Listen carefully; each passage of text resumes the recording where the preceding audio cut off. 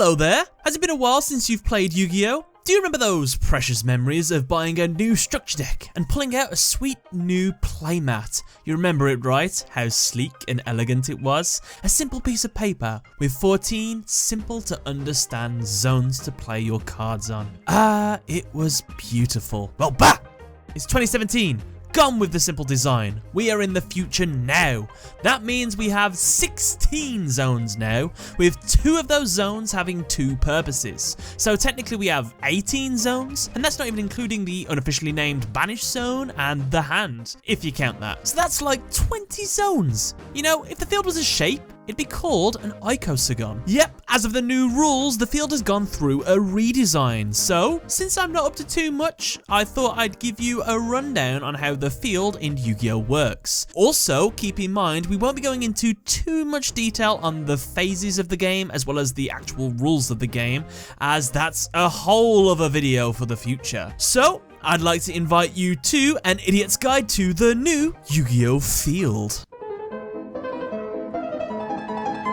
First up, let's start with the basics. The field itself is the duelist's area where they can place their cards. The field is divided into 2 identical halves, one for each player, with each half consisting of 2 extra monster zones, 5 main monster zones, 5 spell and trap zones, 2 pendulum zones, a field zone, a deck zone, an extra deck zone, and a graveyard. We are also going to be covering 2 off-mat zones, known as the hand and the banished zone. So how about we go through each one, starting with... The deck zone is located on the bottom right corner of the playmat. This is where your main deck is placed. The deck must contain between 40 and 60 cards and can be filled with monsters, spells, and traps. The ratio? Entirely up to you. You want 60 spell cards in your deck? Go for it. I mean, no one's going to stop you, but why would you want to do that? The main deck is always placed face down. However, some card effects, such as Convulsion of Nature, have the ability to flip the deck upside down. In cases like that, it is allowed. The hand doesn't exist on the field, but in the game of Yu-Gi-Oh, a player's hand refers to the cards each player holds, generally in their physical hand. At the start of a duel, each player draws 5 cards from their main deck. This is done by taking the top card of the deck and drawing it into the hand. After this, the player who goes first cannot draw during their first draw phase. However, the player that goes second is allowed to draw. After that, players draw normally. Believe it or not though, that's not the only way to get cards into your hand. There are also certain cards that will allow you to add cards to your hand outside of your normal draw. A good example of this is the spell card, Pot of Greed, which allows you to draw 2 cards. Wait, is that what it does? It's worth mentioning that the hand actually has a size limit, meaning you can only hold so many cards during your end phase. And if the number exceeds it, you must discard cards until you meet the limit, which is 6 cards. Now I know what you're thinking.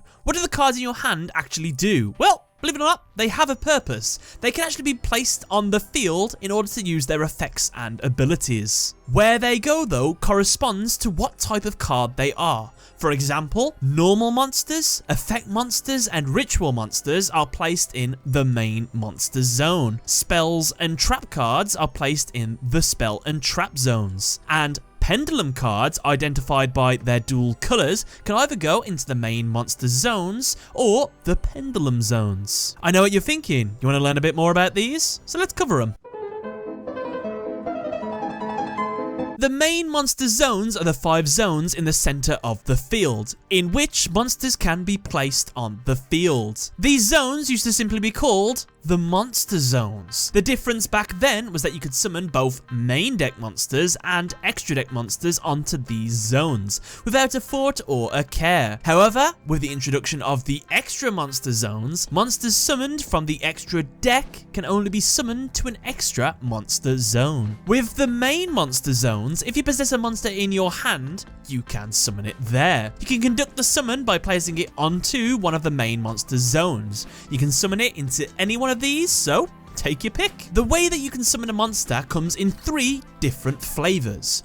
1, you can normal summon a monster in face-up attack position. 2, you can set a monster in face-down defense position. Or 3, if you are special summoning a monster, you can special summon it in face-up defense position, if you so choose.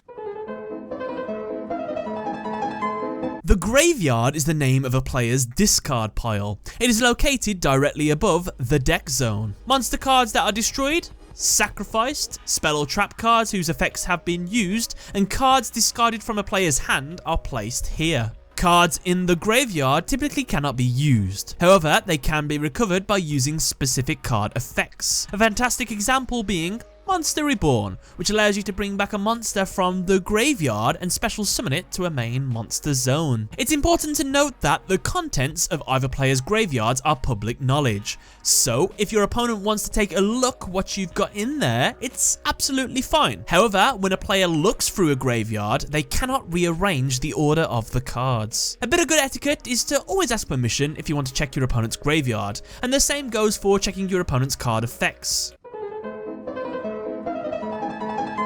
Spell and trap zones are the 5 zones in which spell and trap cards are placed on the field, with the exception of field spell cards. These zones are located between the deck zone and the extra deck zone. Due to their location, kids nowadays unofficially refer to cards in these zones as back row. See, I could be hip too. In these zones, you can activate spell cards from your hand to trigger an effect, or set spell or trap cards face down in order to use them later. If you've gone a bit overboard and all the spell and trap zones are occupied, then new spell or trap cards cannot be activated or set, since there is not a vacant zone to place the card in. It is also worth mentioning that once you've placed a card, it cannot be rearranged or moved between other spell and trap zones. So no cheating, you.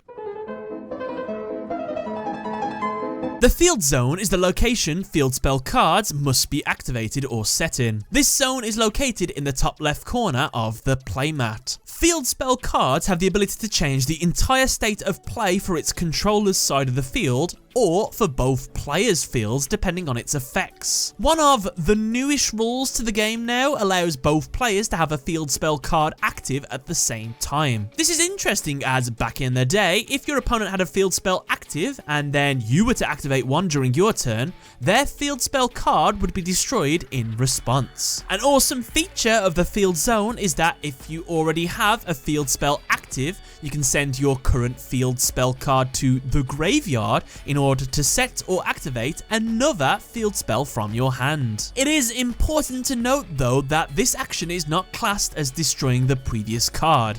It is being removed due to a game mechanic. All this really means is, for example, Gear Town. Its effect is when it is destroyed, you can special summon a monster, which back in the day meant you would be able to set a new field spell card over Gear Town to destroy the card, which would trigger its effect and allow you to special summon a monster since the field spell was destroyed. Nowadays though, since it is removed due to a game mechanic, the effect doesn't work.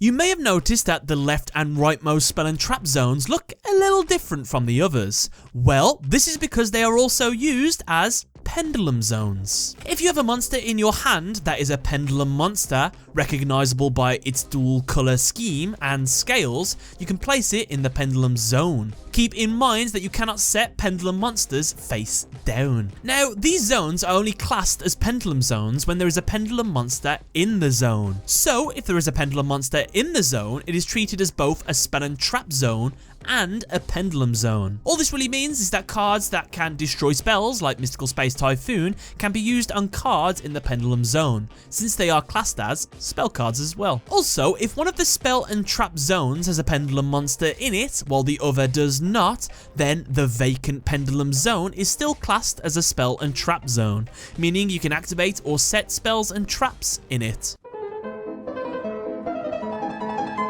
The extra deck zone, which, believe it or not, was long ago called the fusion deck zone, is where the extra deck is placed. It is located in the bottom left corner of the playmat. The extra deck is where your fusion, Synchro, Xyz, and Link monsters are located. It is also where your Pendulum monsters that have been destroyed whilst on the field are sent. There, they are placed face up. The extra deck is separate from the main deck and is placed face down. There is a limit to how many cards you can have in the extra deck, and that limit is 15. These 15 cards can be a combination of any ratio of Fusion, Synchros, Xyzs, and Link monsters. The amount of cards in the extra deck is public knowledge, so your opponent is allowed to ask how many cards you have in there, but they cannot check the contents, as that would ruin the surprise. It's worth mentioning that if a Fusion, Synchro, Xyz, or Link monster would be returned to the hand or main deck, it is instead returned to the extra deck face down, since Fusion, Synchro, Xyz, and Link monsters cannot exist in the hand or the main deck. And finally, the monsters that are special summoned from the extra deck must be special summoned to the new extra monster zone. Speaking of, the extra monster zones are the two zones in the center of the field, in which monsters summoned from the extra deck are placed. So basically, if I want to summon a Fusion monster, I need to summon it here. If I want to summon a Synchro monster, it goes here as well. If I want to summon an Xyz monster, you guessed it, it goes here. If I want to summon a Pendulum monster that's come from the extra deck, yep, it goes here as well. And if I want to summon a Link monster, well, that goes here as well. Now, I won't go into too much detail here, as I have a whole video explaining it, but the extra monster zones have the ability to be expanded. Now, I like this example. Imagine the extra monster zone is electrically charged. This is why that extra deck monsters can be summoned there. By summoning one of the new Link monsters to the field, wherever its arrows point to means the electricity can spread to a new zone. This allows you to be able to summon extra deck monsters into these zones as well, despite the fact that they are in the main monster zone.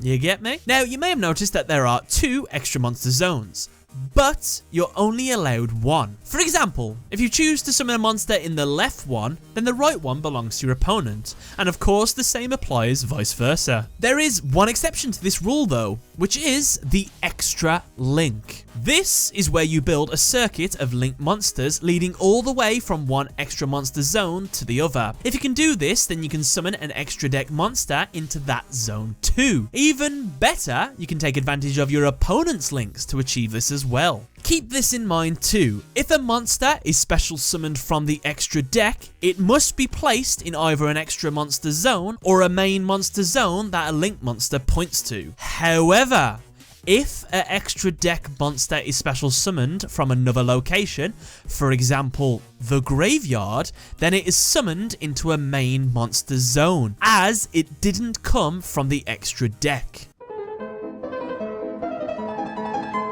The Banish Zone is a semi-official term referring to the location where a player's banished cards are placed. The Banish Zone is not actually a physical zone, so you won't find it on a playmat. However, the unofficial location of the Banish Zone is on the right side of the graveyard. This is where it is usually found in video games, and pretty interestingly, it's on the artwork of chain material. So that basically confirms its position, right? Cards that are banished from the game are left face up, unless an effect specifically banishes them face down. Cards that are banished face down are not public knowledge and can only be looked at by their owner. Originally, banishing cards was a way to completely remove a card from the game, so you didn't actually have to worry about them anymore. Cards like Soul Release were an excellent way to do this. However, as time went on, ways to bring cards back from being banished were introduced, with the first being a card called Miracle Dig. If you want to know thematically what the difference between sending a card to the graveyard and banishing a card is, then imagine cards sent to the graveyard have simply died and have managed to hold onto their souls. They are ready to be resurrected if they are needed again in the battle. However, cards which have been banished have had their souls ripped out of them. This can be shown in card artworks like Kaiko the Ghost Destroyer and Bazoo the Soul Eater. Or maybe they have been sent to another dimension, showed in the Different Dimensions series. And with that, that's another Idiot's Guide done. I hope you've learned a little more about the Yu-Gi-Oh field and how it works. If you want to learn more about summoning mechanics or the rarities of cards, then check out one of these 2 videos. Other than that, I want to say thanks a lot for watching. Hope you enjoyed. Catch you later.